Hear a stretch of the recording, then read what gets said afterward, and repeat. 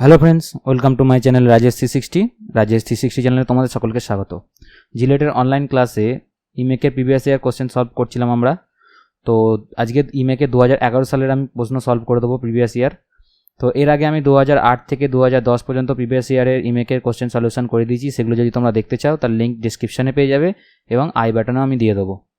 তো চলো ভিডিওটা শুরু করা যাক। তো ভিডিও শুরুর আগে আমি তোমাদের একটাই রিকোয়েস্ট করবো, please subscribe the channel and turn on the bell notification for more video like this. তো তোমাদের জিলেটের জন্য এই সমস্ত ভিডিও ভীষণ হেল্পফুল হবে। প্রিভিয়াস ইয়ার কোশ্চেন করলে তা থেকে অনেক সময় কমন পাওয়া যায়। তো চলো দেখে নেওয়া যাক। ফার্স্ট কোশ্চেন কি বলছে দেখো, এ কাপল ইজ ফর্মড বাই। তো এখানে কাপলের কথা বলেছে।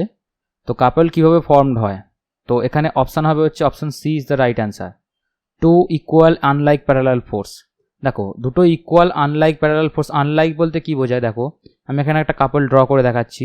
ধরো এটা একটা দণ্ড, এখানে একটা ফোর্স অ্যাক্ট করছে এফ, আর এদিকে একটা ফোর্স অ্যাক্ট করছে এফ। তো এই দুটো ম্যাগনিটিউড এক, অর্থাৎ দুটোই কিন্তু এফ, কিন্তু এরা কিন্তু আনলাইক প্যারালাল। দেখো এই দুটো লাইন কিন্তু প্যারালাল, তাহলে দুটো ফোর্স কিন্তু প্যারালাল কিন্তু আনলাইক, অর্থাৎ একে অপরের বিপরীত দিকে। যদি এই ফোর্সটা এদিকে কাজ করে তাহলে এদিকের ফোর্সটা তার বিপরীত দিকে কাজ করছে, অর্থাৎ একে অপরের বিপরীত দিকে কাজ করছে, অপোজিট ডাইরেকশানে। তো two equal and unlike parallel ফোর্সই কিন্তু একটা কাপল তৈরি করতে সাহায্য করে। তো option C is the right answer. তো পরে কোশ্চেন দেখো, Varignon's theorem is applicable only when the force are. তো ভ্যারিকসনস থিওরিম তোমরা যদি না জেনে থাকো, আমার ভিডিও দেখো, প্রিভিয়াস ইয়ার কোশ্চেন এবং আরও অন্যান্য আমি মেকানিক্স পড়াচ্ছি এবং মুভমেন্ট চলছে, এবং সেই মুভমেন্ট চ্যাপ্টারে আমি ভ্যারিকসনস থিওরিম ভালোভাবে ডিসকাস করে দিয়েছি। সেগুলো যদি দেখতে চাও তারও লিঙ্ক ডিসক্রিপশনে পেয়ে যাবে, তো অবশ্যই দেখো। তো এখানে রাইট অ্যান্সার হবে হচ্ছে concurrent. Option B is the right answer, concurrent.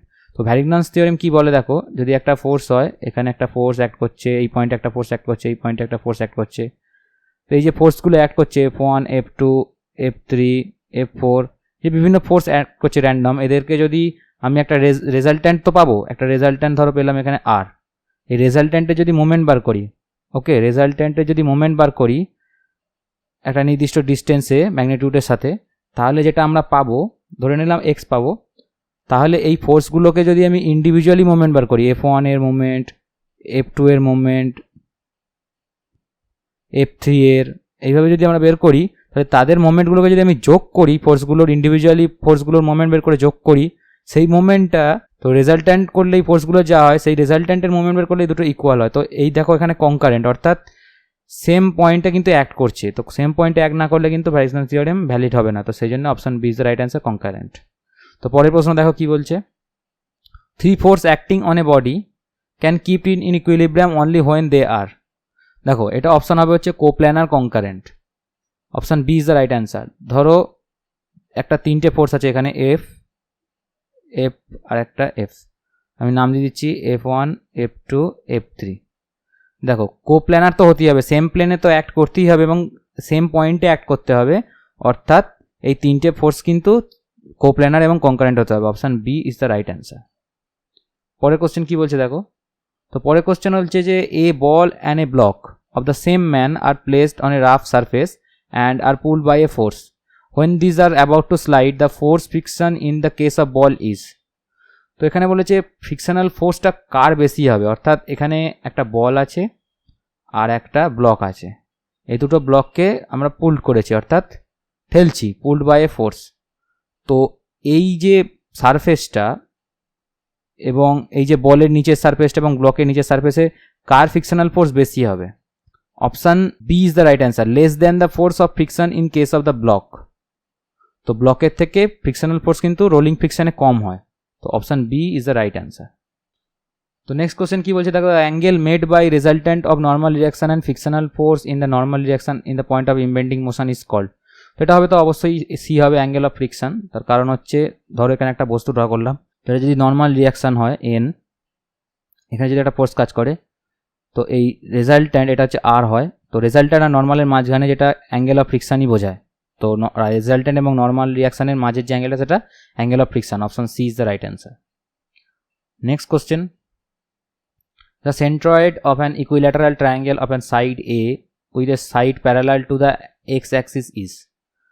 দেখো এখানে বলেছে একটা সেন্ট্রয়েড বার করতে ইকুইল্যাটারাল ট্রায়াঙ্গেল। তো ইকুইল্যাটারাল মানে হচ্ছে সমবাহু ত্রিভুজ। তো প্রত্যেকটা সাইড বলে দিয়েছে A, তো এক্স অ্যাক্সিসের রেসপেক্টে একটা সাইড আছে, অর্থাৎ এটা যদি একটা তোমার অ্যাক্সিস হয়, এটা এক্স অ্যাক্সিস, এটা ওয়াই অ্যাক্সিস। তো ওয়াই অ্যাক্সিসে এখানে একটা ত্রিভুজ ড্র করি, সমবাহু ত্রিভুজ, মোটামুটি ধরে নাও এটা সমবাহু ত্রিভুজ। তো নাম দিয়ে দিলাম এ, বি আর সি। তো সমবাহু ত্রিভুজের জানো সেন্ট্রয়েড, যে এখানে মিডিয়ানটা আঁকি, দেখো আমি ডট ডট দিয়ে ড্র করছি। এই যে ডট ডট দিয়ে ড্র করছি, এই যে পয়েন্টটা, এটা ধরে নিলাম নাম ও। এই যে এ ডি, আমি ডি নাম দিয়ে দিলাম। এই যে এডি পয়েন্টটা, এই যে এডি লাইনটা, এই এডি লাইনটা কিন্তু এই ত্রিভুজটাকে 2:1 ডিভাইড করে।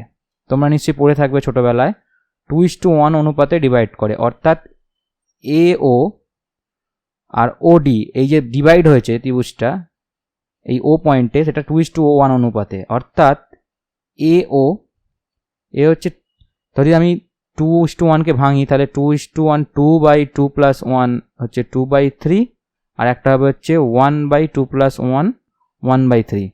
অর্থাৎ এ ও, এ হচ্ছে 2/3, অর্থাৎ কার 2/3? এডির। এডি ইন্টু যদি আমি 2/3 করি তাহলে কিন্তু ও এ পেয়ে যাব, আর এডি ইন্টু 1/3 করলে কিন্তু আমরা ওডি পেয়ে যাব। অর্থাৎ তোমরা আশা করি বুঝতে পারছো, যদি আমরা নিচে থেকে মাপি, অর্থাৎ এই বিসি বাহু থেকে মাপি আমরা সিজি কোথায় আছে, সিজি তো ও পয়েন্টে আছে, তো তাহলে আমাদের 1/3 করতে হবে। এডির 1/3 করলেই, অর্থাৎ এডি বাহুটার 1/3 পজিশানেই কিন্তু সিজিটা আছে। এবার এডির দৈর্ঘ্য তো আমরা জানি না, কিন্তু এসি এবি এবং বিসি দৈর্ঘ্য জানি, এ করে 3টে দৈর্ঘ্য। এবার আমাদের এডির দৈর্ঘ্য বের করে নিতে হবে। তো তার আগে আমি আরেকটা জিনিস ইজি বলে দিই, যে আমরা ওয়াই অক্ষ থেকে, অর্থাৎ দুটো পয়েন্ট চেয়েছে, তো এক্স ওয়াই চেয়েছে, দেখো এক্স ওয়াই কোঅর্ডিনেট চেয়েছে। তো যদি আমরা এক্স কোঅর্ডিনেট বের করতে চাইলে তাই ওয়াই অক্ষ থেকে মাপতে হবে, তো অর্থাৎ বি পয়েন্ট থেকে মাপতে হবে। তো বি পয়েন্ট থেকে ডি এর ডিস্টেন্স, অর্থাৎ এই যে বিডি, আমি ব্ল্যাক কালার দিয়ে দেখাচ্ছি, অর্থাৎ এই ডিস্টেন্সটা, এই বিডি ডিস্টেন্সটা কিন্তু তোমরা জানো, যদি বিসি এ হয়, অর্থাৎ বিসি যদি এ হয় তাহলে বিডি কি? BC/2, অর্থাৎ A/2, অর্থাৎ একটা পেয়ে গেলাম A/2। তার মানে এখানে A/2 দেখো এ পয়েন্টেও আছে, অর্থাৎ এ অপশানেও আছে, বি অপশানে আছে, সি অপশানেও আছে, অর্থাৎ 3টে অপশানের মধ্যে যে কোনো একটা হতে পারে, ডি অপশান হবে না। এরপর তাহলে আমাদের ওয়াই কোঅর্ডিনেটটা বের করতে হবে। তো ওয়াই কোঅর্ডিনেট বের করার জন্য আমি নেক্সট পেজে চলে যাচ্ছি। দেখো আমি ড্রয়িংটা আরেকবার করছি। এটা সমবাহু ত্রিভুজ ছিল, তার প্রতিটা বাহু দৈর্ঘ্য ছিল এ। তো এখানে ভাগ করা ছিল, আমি সেটাও ড্র করে দিই তোমাদের জন্য। তো ও পয়েন্ট ছিল, আর আমার নাম দেওয়া ছিল হচ্ছে, আমি নামগুলো দেখে নিই, ABC নাম দেওয়া ছিল, অর্থাৎ এ, বি আর সি। তো আমাদের, আর এটা হচ্ছে ডি, যে পয়েন্টের নিচে BC বিন্দুতে ছেদ করেছে এ পয়েন্ট থেকে ড্র করার সময়। তো দেখো আমাদের কিন্তু এডি বাহুর 1/3 চাই, অর্থাৎ এডি বাহুর 1/3 চাই, এডি ইন্টু 1/3 চাই, কিন্তু এডি বাহু দৈর্ঘ্যই জানি না, কিন্তু আমরা বের করে নেবো। কীভাবে বের করবো দেখো, এই ত্রিভুজটাকে অর্ধেক করলে কি হবে দেখো, যদি আমি অর্ধেক করি তাহলে ত্রিভুজটা হবে হচ্ছে এরকম, এটা রাইট অ্যাঙ্গেল থাকবে 90 ডিগ্রি, আর এটা হবে হচ্ছে A/2, যেহেতু পুরোটা দৈর্ঘ্য ছিল এ, আর এটাও থাকবে হচ্ছে এ, কারণ এবির দৈর্ঘ্য, অর্থাৎ এটা তো এবি, আর এটা হচ্ছে ডি। তো এবির দৈর্ঘ্য তো এ ছিলই, খালি আমাদের এইটা বের করতে হবে, এক্স ধরে নিলাম। তো আমরা অতিভুজ স্কোয়ার করলে লম্ব স্কোয়ার প্লাস ভূমি স্কোয়ার ইউজ করবো। তো দেখো আমি কীভাবে করছি, লম্ব স্কোয়ার অর্থাৎ এক্স স্কোয়ার ইকুয়াল টু √ অতিভুজের স্কোয়ার অর্থাৎ AB square minus BD square. তো এবি স্কোয়ার কী হবে, এবি স্কোয়ার হচ্ছে এ স্কোয়ার, আর বিডি কী ছিল A/2, অর্থাৎ A²/4। তো আমরা যদি এটাকে ফার্দার করি তাহলে কি হচ্ছে, 4 নিচে আর 3 স্কোয়ার, অর্থাৎ এটাকে যদি ভাঙি আমরা কি হবে, √3/2 ইন্টু এ। তো আমরা তো পেয়ে গেলাম, এটা তো পেয়ে গেলাম, কার ডিস্টেন্স পেলাম, এডি ডিস্টেন্স পেয়ে গেলাম, অর্থাৎ এই যে ডিস্টেন্সটা আমরা পেয়ে গেলাম, এই ডিস্টেন্সটা আমরা পেয়ে গেলাম √3/2 ইন্টু এ। এইবার অনেকের এটা মুখস্থ থাকে যে এই এডি ডিস্টেন্স কত হয় সমবাহু ত্রিভুজের, যদি প্রত্যেকটা বাহু এ হয় তাহলে তার মিডিলের ডিস্টেন্স কত হয়, √3/2 অনেকের মুখস্থ থাকে, √3/2 ইন্টু এ। তো যদি তোমাদের মুখস্থ থাকে তাহলে এতটা করতে হতো না, যেহেতু আমি তোমাদের বোঝাচ্ছি তাই ফার্দার এক্সপ্লেনেশন করে দেখাচ্ছি। তো এবার ওর 1/3 করবো, অর্থাৎ √3/2 ইন্টু এর 1/3 অর্থাৎ ইন্টু 1/3। তাহলে √3 আর 3 যদি কাটি তাহলে নিচে পড়ে থাকে √3 অর্থাৎ a/2 √3। এবার তোমরা জানো √12কে যদি ভাঙি তাহলেই কিন্তু 2 √3 হয়। √12কে যদি ভাঙি তাহলে √12কে ভাঙলে কি হবে 3 ইন্টু 4। এবার 4কে আরও ফার্দার ভাঙা যায় 3 ইন্টু 2 ইন্টু 2, তাহলে 2টা বেরিয়ে এলো, তো √3 ধরে গেল। তাহলে আমরা 2 √3 জায়গায় a/√12 লিখতে পারি। তাহলে আমরা y কোঅর্ডিনেটসটাও পেয়ে গেলাম। তাহলে কি হবে অপশান, তোমরা বুঝতেই পারছো অপশান এক্ষুনির মধ্যে যে option C is the right answer, a/2 a/√12। আশা করি তোমরা বুঝতে পারলে। তো আমার এক্সপ্লেনেশন যদি ভালো লেগে থাকে ভিডিওটা শেষ অবধি অবশ্যই দেখো, এইটুকুই রিকোয়েস্ট করবো তোমাদের। ইউটিউব থেকে আমার চ্যানেলে কোনো রকম অ্যাড বা কিছু দেখানো হয় না, কারণ আমার চ্যানেলের গ্রো এই মুহূর্তে অনেক কম। তো তোমাদের সাপোর্ট ভীষণভাবে দরকার আমাকে কন্টিনিউ করার জন্য। তো প্লিজ সাপোর্ট দিকেও ভিডিওটাকে লাইক করে দিও এবং চ্যানেলটাকে সাবস্ক্রাইব করে দাও। তো চলো নেক্সট এক্সপ্লেনেশনে চলে যাই। তো নেক্সট কি বলছে দেখো, the ratio of moment of inertia for a triangle of base B altitude H with an respect to, তারপর একটা রেশিও চেয়েছে as axis of coinciding with its base আর a centroid axis parallel to its base. তো এটার মানে হচ্ছে ratio বের করতে বলেছে। কার রেশিও বের করতে বলেছে? মোমেন্ট অফ ইনার্সিয়া একটা ট্রায়াঙ্গেলের, আমি ট্রায়াঙ্গেলটা ড্র করছি, ট্রায়াঙ্গেলের একটা মোমেন্ট অফ ইনার্সিয়া বের করতে বলেছে। একবার বেসের রেসপেক্টে, অর্থাৎ এই বেসটার রেসপেক্টে, যার বেস বলে দিয়েছে বি, আর একবার রেসপেক্টে কি সেন্ট্রয়েডের রেসপেক্টে, অর্থাৎ সেন্ট্রয়েড মোটামুটি ধরে নাও এখানে আছে, তো এর রেসপেক্টে একবার বের করতে বলেছে। তো তোমাদের কিন্তু জানতে হবে যে সেন্ট্রয়েড রেসপেক্টে মোমেন্ট অফ ইনার্সিয়া কত হয় ট্রায়াঙ্গেলের। আর অল্টিটিউড তো বলে দিয়েছে, অল্টিটিউড বলতে অ্যাপেক্স থেকে তোমার ডিস্টেন্সটা এইচ, অর্থাৎ ত্রিভুজের উচ্চতা যেটাকে বলছে। তো যাই হোক, তোমাদের যেটা জানতে হবে সেটা হচ্ছে যদি সেন্ট্রয়েডাল অ্যাক্সিস দিয়ে বের করতে বলে মোমেন্ট অফ ইনার্সিয়া কোনো ট্রায়াঙ্গেলের যার বেস বি হাইট এইচ, তো তার ফর্মুলা হয় হচ্ছে, যদি সেন্ট্রয়েডাল অ্যাক্সিস দিয়ে হয় অর্থাৎ সিজি যদি হয়, সিজি যদি দিয়ে বের করি তাহলে মোমেন্ট অফ ইনার্সিয়া হয় হচ্ছে, তোমরা মুখস্থ রাখবে একটু, BH3/36, এটা তোমাদের মনে রাখতে হবে। আর আরেকটা যেটা হয় সেটা হচ্ছে বেস থেকে, তো বেস থেকে যেটা হয় সেটা হচ্ছে BH3/12, BH3/12। তো এবার তোমাদের শুধু জাস্ট রেশিও বের করতে হবে, অর্থাৎ সেন্ট্রয়েডাল অ্যাক্সিস থেকে যেটা বের করেছি আর বেস থেকে যেটা বের করেছি তার রেশিও। তো বেস থেকে তো উপরে থাকবে BH3/12 আবার বাই BH3/36। তো এটাকে যদি ফার্দার সলিউশন করি কত হবে, BH3/12 ইন্টু 36/BH3, তাহলে BH3 কেটে গেল, 3 × 36, তাহলে 3, অর্থাৎ 3:1 বা 3 বলতে পারো। তাহলে option D is the right answer for question number 77। তো আশা করি তোমরা বুঝতে পারলে। নেক্সট কোশ্চেনে চলে যাই। The moment of inertia of a semi circular area of radius R about it diametric axis is. তো এখানে মোমেন্ট অফ ইনার্সিয়া বের করতে বলেছে এমআই। তো ড্রয়িংটা আমি করে নিই। তো সেমি সার্কুলার এরিয়া বলেছে, অর্থাৎ এরকম টাইপের দেখতে হবে, মোটামুটি ড্রয়িং করার চেষ্টা করছি হাতে। তো এখান থেকে বের করতে বলেছে, অর্থাৎ বেস থেকে বের করতে বলেছে, অর্থাৎ রেডিয়াস যদি আর হয়, এটা হচ্ছে আর, তো এর বের করতে বলেছে মোমেন্ট অফ ইনার্সিয়া এই পয়েন্ট থেকে, অর্থাৎ আমি ব্ল্যাক কালি দিয়ে দেখাচ্ছি, যেটা ডায়ামিটার তার সাথে যেটা প্যারালালি অর্থাৎ কোইনসাইড করছে সেই অ্যাক্সিস দিয়ে বের করতে বলেছে। তো এটা তোমাদের জানতে হবে, অর্থাৎ তোমাদের মনে রাখতে হবে যে এটা কী হয়। দেখো অ্যান্সার হবে কিন্তু এখানে πr², এখানে অ্যান্সার হবে কিন্তু πr⁴/8, অর্থাৎ option B is the right answer. কিন্তু এটা হলো কীভাবে? দেখো এটা যদি হলো তোমাদের ডেসক্রাইব করতে চাই তাহলে ভিডিওটা অনেক লেন্দি হয়ে যাবে। তো আমি যখন মোমেন্ট অফ ইনার্সিয়া পড়াবো তোমাদের আমি ফার্দার ডিসকাস করে দেখাবো কীভাবে হচ্ছে। তো এটা যদি ডায়ামিটার দিয়ে থাকতো তাহলে কি হতো? দেখো ডায়ামিটার দিয়ে থাকলে হচ্ছে πd⁴/128 হতো। এবার এখান থেকে যদি আমরা ধরো যদি আমাদের রেডিয়াস বের করতে তাহলে কি করব? দেখো d⁴ আছে, মানে যদি তাকে আমি রেডিয়াসে নিয়ে যেতে চাই তাহলে কি দিয়ে ভাগ করতে হবে? যদি ডি থাকতো তাহলে d/2 করে আর পেতাম, তাহলে d⁴ আছে মানে কি কত দিয়ে ভাগ করতে হবে? 16 দিয়ে, কারণ 2⁴ মানে কিন্তু 16, তার মানে 128/16 দিয়ে ভাগ করতে হবে। 128কে 16 দিয়ে ভাগ করলে হয় হচ্ছে 8, অর্থাৎ πr⁴/8, সেই জন্য option B is the right answer. Next question. তো নেক্সট কোশ্চেনে যাওয়ার আগে তোমাদের আগে জানতে হবে যে ওয়ার্ম অ্যান্ড ওয়ার্ম হুইল কী। তো তোমরা যদি ওয়ার্ম অ্যান্ড ওয়ার্ম হুইল না জেনে থাকো তাহলে তোমরা সিম্পল মেশিন চ্যাপ্টারটা দেখতে পারো, সেখানে ওয়ার্ম অ্যান্ড ওয়ার্ম হুইল আছে। আর চলো দেখে নেওয়া যাক কীভাবে অঙ্কটা করবো। তো এখানে কি বলেছে দেখো, a single threaded worm and worm wheel and the number of teeth on the worm wheel is 60. The diameter of the effort wheel is 12 cm and that of the load drum is 8 cm. The velocity ratio will be, তো V আর বের করতে বলেছে worm and worm হুইলের। বাকি সমস্ত information দিয়ে দিয়েছে। কী কী information দিয়েছে দেখো, ইনফরমেশানগুলো আমাদের আগে লিখে নিতে হবে। টিথ কতগুলো বলেছে, 60 বলেছে, টিথের সংখ্যা 60। Diameter of the effort wheel is 12 centimetre, অর্থাৎ এল ইকুয়াল টু 12 সেন্টিমিটার। আর এদিকে বলেছে যে লোড ড্রামের বলে দিয়েছে ডায়ামিটার 8 সেন্টিমিটার, অর্থাৎ লোড ড্রাম হচ্ছে তোমার আর, সেটা বলে দিয়েছে 8 সেন্টিমিটার। এবার এগুলো সব ডায়ামিটার, তো আমাদের এগুলোকে রেডিয়াসে নিয়ে যেতে হবে। তো রেডিয়াস হলে তাহলে এলটা হয়ে যাচ্ছে 6 আর আরটা হয়ে যাচ্ছে 4 centimetre.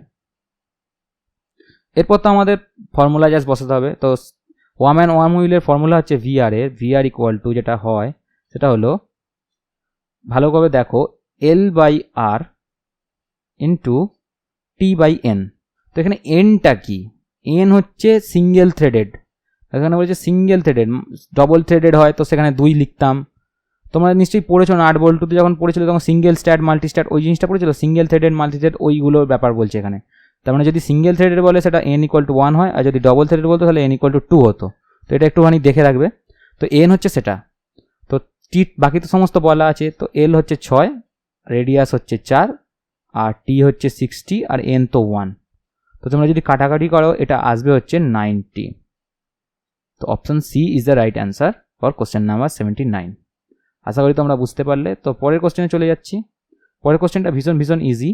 2 forces of 8 Newton and 6 Newton act at right angle of each other. Resultant force will be, তো এখানে কি বলেছে দেখো, দুটো ফোর্স আছে যারা একে অপরের রাইট অ্যাঙ্গেলে কাজ করছে, অর্থাৎ ধরে নাও এইটা দুটো ফোর্স F1 আর F2, এটা পরস্পরের রাইট অ্যাঙ্গেলে কাজ করছে, অর্থাৎ পরস্পর 90 ডিগ্রি অ্যাঙ্গেলে কাজ করছে। তো এদের রেজাল্ট্যান্ট কি হবে, ধরে নিলাম রেজাল্ট্যান্ট এটা আর। তো রেজাল্ট্যান্ট কি হবে, তো রেজাল্ট্যান্টের ফর্মুলা অ্যাকচুয়ালি বেসিক্যালি হচ্ছে R equal to root over f1 square plus f2 square plus 2f1 f2 cos theta. তো cos থিটাটা কি, cos থিটাটা হচ্ছে cos থিটা হচ্ছে f1 আর f2 এর মধ্যে অ্যাঙ্গেল বিটুইন f1 আর f2 ফোর্স। তো এখানে দেখো f1 f2 তো ভ্যালু বলে দিয়েছে, f1 বলে দিয়েছে তোমার 8 নিউটন আর f2 বলে দিয়েছে হচ্ছে 6 নিউটন। তো এবার আমরা রেজাল্ট্যান্টের ফর্মুলায় বসাবো, কিন্তু তার আগে আমি তোমাদের একটা জিনিস বলে রাখতে চাই, cos 90 ভ্যালু কত হয়। আমরা যে এখানে এই থিটার জায়গায় দুটো ফোর্সের যে অ্যাঙ্গেলটা বসাবো তাদের মাঝের যে অ্যাঙ্গেলটা cos 90 সবসময় 0 হয়, জেনে রাখবে। তো 0 হলে তাহলে তো যদি 0 হয় cos 90 ভ্যালু, তাহলে 2f1 f2 লেখাটা তো কোনো মানে হয় না, না 2f1 f2টা তো তার সঙ্গে 0 হয়ে যাবে। তাহলে আমাদের পড়ে থাকে কি অ্যাকচুয়ালি, আর ইকুয়াল টু পড়ে থাকবে হচ্ছে root over f1 square plus f2 square, শুধু এইটা পড়ে থাকবে, অর্থাৎ এইটাই শুধু করলে আমাদের হয়ে যাবে। অর্থাৎ 8 বসিয়ে দেবো, 8 স্কোয়ার প্লাস 6 স্কোয়ার কত হয়, 28 64, 6 6 36, 36 আর 64 হচ্ছে 6 আছে 100। তো 100 থেকে যদি আমরা ভাঙি তাহলে 10 নিউটন, রেজাল্ট্যান্ট হবে 10 Newton. Option A is the right answer. Next প্রশ্ন কি বলছে, if the resultant of 2 concurrent force is 0 then it implies that the 2 force are, দেখো এখানে কি বলছে দুখানা রেজাল্ট্যান্ট, তো এখানে কি বলেছে resultant of 2 concurrent force is 0, অর্থাৎ কনকারেন্ট বলতে সেম পয়েন্টে অ্যাক্ট করছে দুটো ফোর্স। ধরো এখানে একটা ফোর্স অ্যাক্ট করছে আর এদিকে একটা ফোর্স অ্যাক্ট করছে f1 আর f2।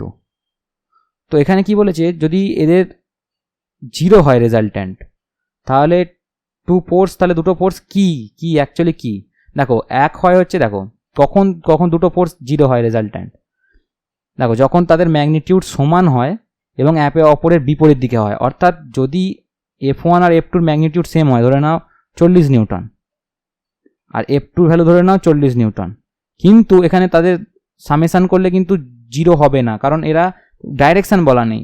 ধরে নিলাম একটা f1 এর ডাইরেকশান এটা হচ্ছে তোমার x অক্ষের পজিটিভ দিকে, আর এটা তোমরা f2টার অ্যাঙ্গেল, f2টার ডাইরেকশান তোমরা বুঝতেই পারছো যে x অক্ষের নেগেটিভ দিকে, তাহলে একে অপরের বিপরীত ডাইরেকশানে। তো বিপরীত ডাইরেকশানে থাকলে আমরা রেজাল্ট্যান্ট কীভাবে বিয়োগ করি, তাহলে 40 নিউটন মাইনাস 40 নিউটন, তাহলে 0 হচ্ছে, এইভাবে কিন্তু 0 হচ্ছে। তাহলে option C is the right answer, equal in magnitude and opposite in direction. Option C is the right answer.